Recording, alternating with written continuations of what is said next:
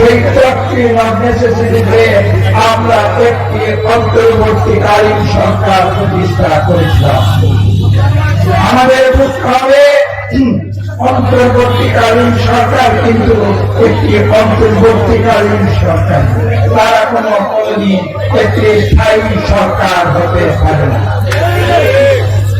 আজকে আমরা আস্থা স্থাপন করেছি এই অন্তর্বর্তীকালীন সরকারের উপরে। বাংলাদেশের 18 কোটি মানুষ আস্থা স্থাপন করেছে। ঠিক একইভাবে এই অন্তর্বর্তীকালীন সরকারকেও বাংলাদেশের মানুষের এই আস্থার প্রতি সম্মান প্রদর্শন করতে হবে। এবং সেটা কি?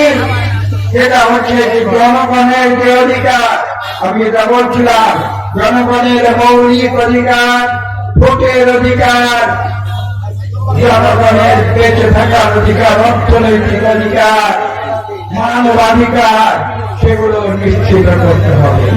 আমরা জানি এই সমস্ত অধিকার নিশ্চিত করতে হলে বাংলাদেশের সমাজ এবং রাষ্ট্রীয় ব্যবস্থাকে পরিবর্তন করতে হবে। আমরা পরিবর্তনের কথা এই বর্তমান অন্তর্বর্তীকালীন সরকার বলার যখন বলেছে, তার 2 বছর আগে থেকে আমরা এই অন্তর্বর্তীকালীন সরকারের কথার আগে আমরা বাংলাদেশে সংস্কারের কথা বলেছি। 2022 সালের ডিসেম্বরে 19 ডিসেম্বর আমরা জাতির কাছে বিএনপির পক্ষ থেকে 26 দফা দাবি তুলে ধরেছিলাম। এবং সেই 26 দফা কিসের দাবি?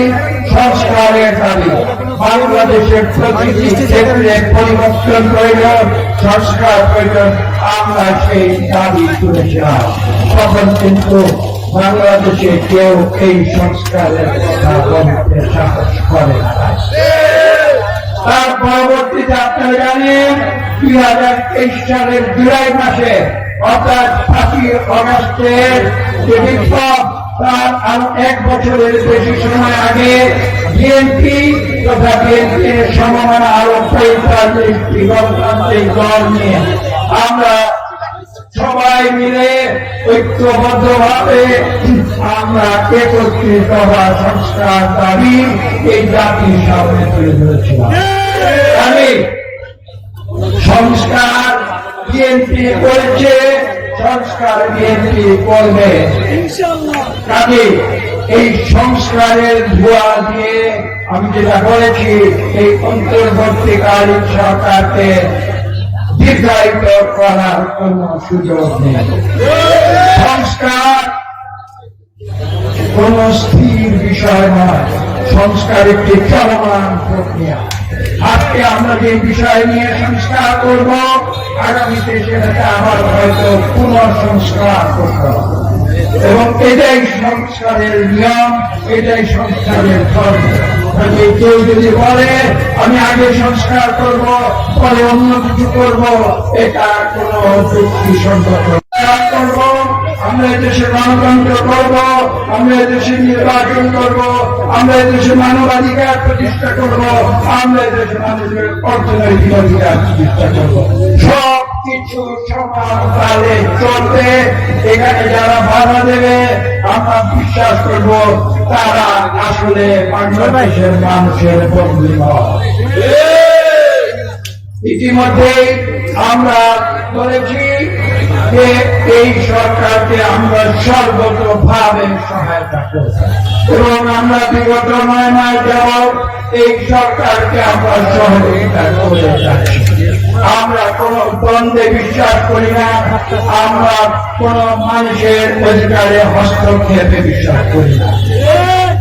আমরা চাই বাংলাদেশের মানুষের অধিকার অতীতে একবার 70-এর দশকের স্বাধীনতার পরে যেভাবে হরণ করে বাকশাল 1 সৃষ্টি করা হয়েছিল এবং পরবর্তীতে 2007 সালের পরে যেভাবে 2009 সাল থেকে দ্বিতীয়বার পাকশাল 2 সৃষ্টি করা হয়েছিল, সেই পাকশালের শৃঙ্খল থেকে বাংলাদেশের 18 কোটি মানুষকে মুক্তি দিতে হবে।